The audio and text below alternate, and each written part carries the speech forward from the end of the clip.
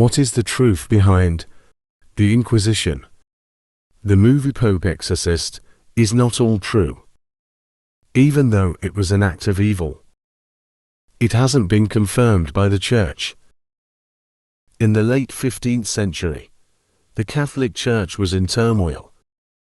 There was a growing feeling that the Church was becoming too commercialized. In response, a movement emerged to return to a simpler, purer form of faith. One of the most outspoken proponents of this movement was a man named Savonarola.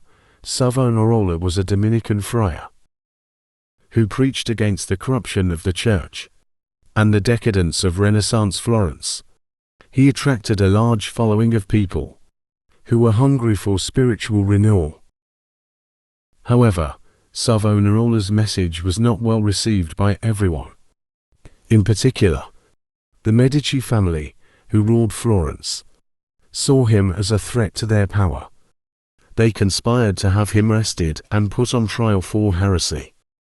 Savonarola was tortured and forced to confess to the charges against him.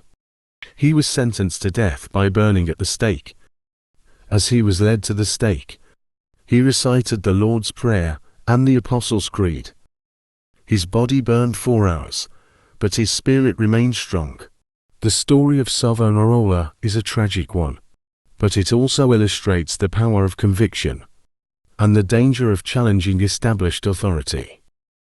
The Inquisition was a period of intense repression and persecution, but it also gave rise to some of the most fervent and devout adherents of the Catholic churches. Despite its brutal tactics, the Inquisition was seen by the Catholic Church as an essential tool in preserving the purity of the faith. It continued to operate in various forms until the 19th century, when the Catholic Church began to move away from its more aggressive tactics and focus more on preaching. Despite that there are stories that say it was an evil possession, in reality it was all about power and control. Subscribe, leave a comment and follow for more.